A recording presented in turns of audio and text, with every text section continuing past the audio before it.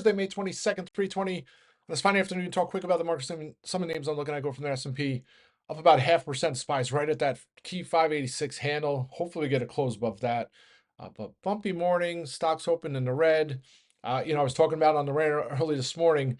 Uh, we hit 580 in the pre-market about 8:30, bounced all the way to the green near the open, and then my thought was have a pull at the open and a bounce, and we kind of got that.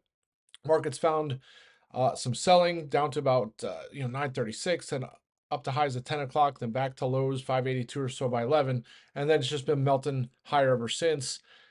Yields are lower. I guess all that fear around that big $16 billion 20-year auction that yesterday at 1 o'clock, that fear has dissipated, right? I mean, I keep saying it was like this week is like a vacuum for news. There's not much in the way of catalysts, so because of that, it seems like these other headlines that maybe might not normally gain attention or garner attention, it's like that's what the headlines are about, and maybe there is some meat behind this stuff, but it's so of course the big story is Japan, right? So I don't know if it was yesterday afternoon or this morning, talking about how Japan has had those decades of no growth, just not the economy's been pretty bad, right? Well, I would say bad, just they've been struggling, right? So because they're at their monetary policy is pretty much they had rates at zero for whatever it was 17 years or what have you. So because of that, I mean that's the whole, not to get a whole rant on that stuff, but that's some of the reason why back in the summer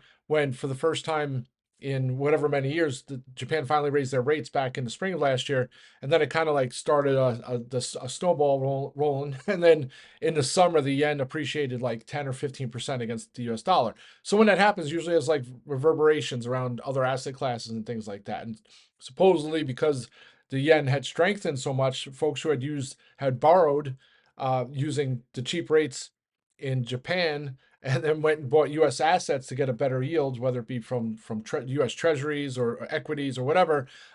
Now, because the yen had spiked whatever it was 15% a very short period of time, that the profits disappeared, and not only that, but they have to go sell that side and bring it back. So that was supposedly the whole big catalyst back in the summer, or some of it.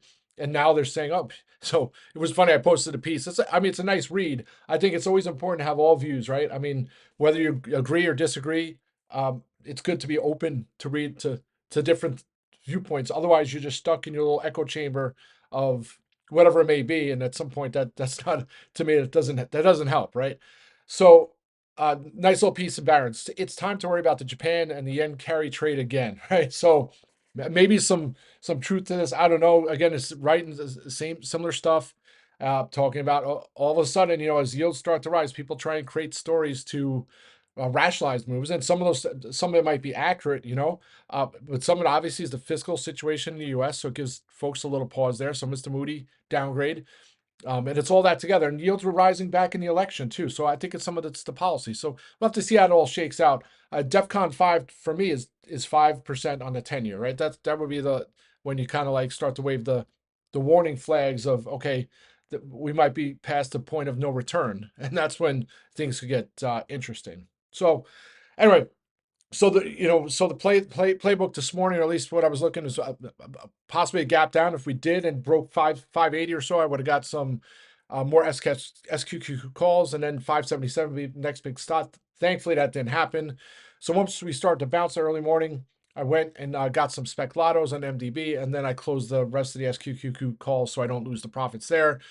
And then we've been kind of, up to the right for the rest of the day here. So hopefully that continues into the weekend. We got a long holiday weekend. I'm sure there'll be a lot of fear-mongering posts over the weekend in regards to the U.S. debt, right? I mean, that's going to be a huge story with the budget. What is the debt going to look like? The deficit? What is, how does that all get resolved? How does, and you keep hearing these big numbers. This is, to me, it's always like the thing that shocks the market is what is the big deal, right? Not, it seems like just yesterday, there's so many events over the years that you can kind of like, point that, sorry, that could have caused issues.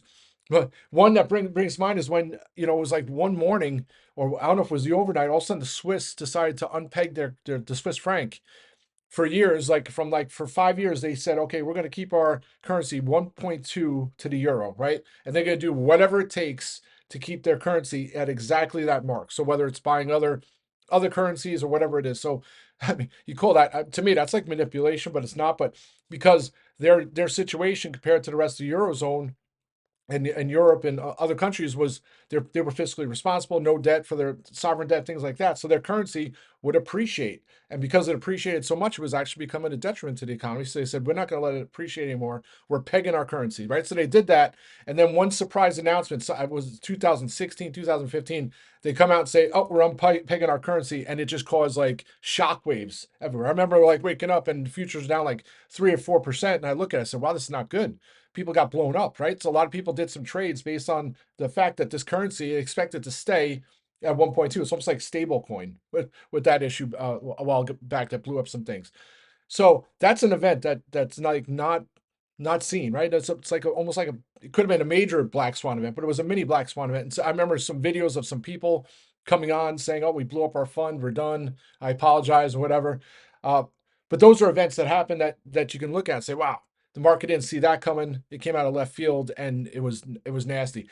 I mean, if the Japan yen carry trade situation blows up again, I mean, it's not coming out of left field. So to me, the market is like it's the best forward pricing mechanism, looking forward looking mechanism on the planet. So if it doesn't see some of this already, we already had some hits of it in the summer, then I mean, wow, not that I lose faith in the markets, but it just that's why I kind of, not that I dismiss that little article from Barron's and some of the chatter this week.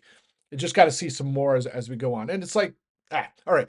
So that's kind of Rants over days. 586 to 597 on the SPY. That was kind of the spots I was looking at to start a week. Here we are back over 586. So hopefully that can hold today, and then maybe we can close over 590 tomorrow. That'd be a nice setup into the long holiday weekend, and get more constructive into June. And the Fed, I think I have to check the date on the Fed meeting. I think it's the middle of June.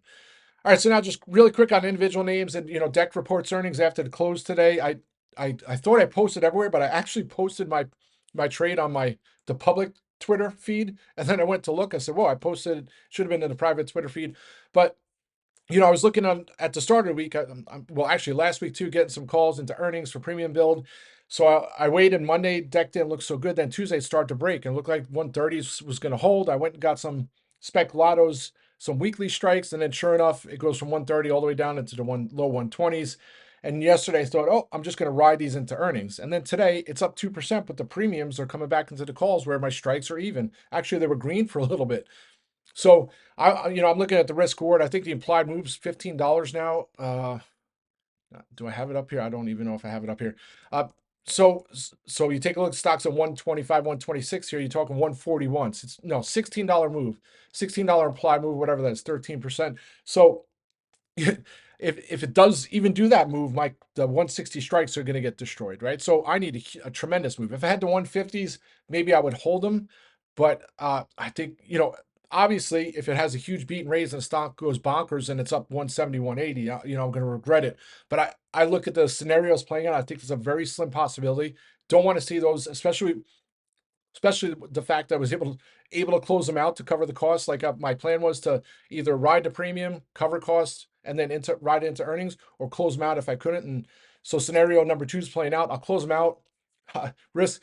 That's the rationale behind the trade, and I'll sleep pretty good tonight, even if it has a monster beat and raise.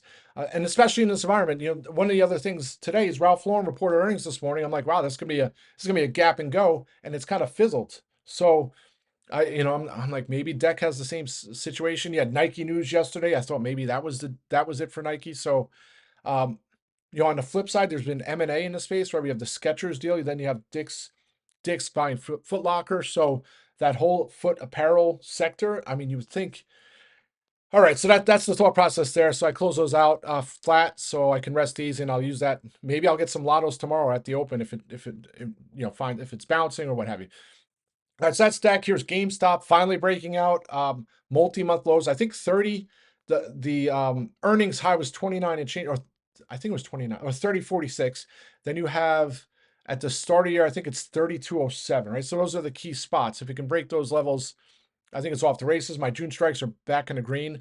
It's just like mind-boggling how GameStop should have ran already. and now it's like back-to-back days of Bitcoin trading at all-time highs, and I'm like, what? All of a sudden, GameStop's running. So hopefully, this is the start of a multi-day move. Um, at the end of 2024, I think it was up near 34 bucks. So those are the next targets there. And I was looking for more strikes, but I'm just going to hold the Junes for now because it seems like the premiums keep creeping in. So if it gets above 35, the 50 strikes will probably be a double, then triple, so on and so forth. All right, that's GameStop. And then MDB. So I had MDB on the watch list this morning. It's a name I've traded a lot over the years, especially as sympathy trades on now, not on now, on Snow, right? Snowflake reported a monster quarter yesterday. And typically, when it reports a monster quarter, MDB moves up in suit, right? Not saying it goes step for step, but the fact that Snowflakes is up 13% today and MDB at the open was up like 1%. I'm like, wow, this either the market hasn't reacted yet and it's great opportunity, or I'm missing something. So I'm like, I don't think I'm missing something. So I went and got those spec lotto calls. They're inexpensive compared to other times I've looked at the stock. It only needs, I mean, I say only, MDB has had 7% moves in a flash over its time, many, many times. So it's not out of its norm to do that. So that's kind of the reason I was actually looking at 202.50s, 205s. I was patient, then I finally got to 200s. I still think it's going to trade up tomorrow. So don't be surprised. I'm going to hold the calls are obviously in the red. So there's possible maybe there's an upgrade based on its on Snowflake's earnings. I think they have earnings next week too, or the week after. You have a positive analyst commentary yesterday too. RBC Capital, Loop Capital, Barclays, last Friday. So I have to think it's something, especially if it breaks 200 too. I think it'd be off to the races. So that's the thought process there. Still staring at Reddit here. And you know what? The thing that gives me a little, obviously I did spec lottos at the start of the week that didn't work out. But then I was staring at getting some 100 strikes at the open, and those are still flat despite the nearly 4% move. So that just shows you how much premium is baked into the closer in the money strikes on Reddit. Even now, you take a look, if you had bought the strikes, the 102 calls, or even the 101 calls yesterday, or actually even the 100 strikes, they're only up 1%, right? So there's a $4 move to a 4% move today, and it's only a $1 a 1% move. So like the risk reward there, that's tough. The thing is, it shows $3.70 implied move for tomorrow. So I mean, that's without earnings, like nearly a 4% implied move on Reddit. So I was looking, I'm like, wow, 106s, 107s look interesting. They're only 27 cents at the 106s, but I'm like, maybe they're that for a reason. So I'll probably just sit on my hands there. I don't want to end Friday on a rough note, but if it does show signs tomorrow morning, I might look for some lottos.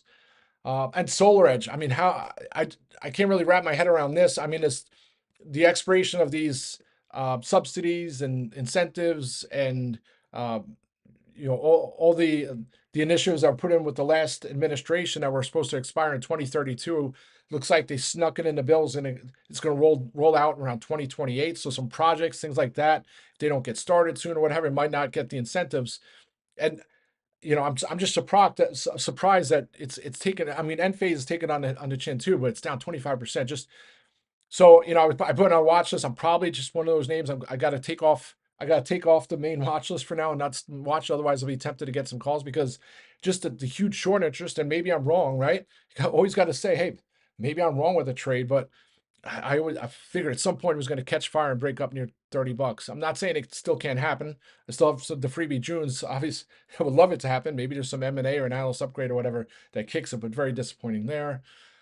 And then these quantum names, right? I mean, I the quantums had their run a couple months ago, and now it's like their run 2.0. And I mean, take a look at you know I call them QBUT, QUBT, QBTS, IONQ.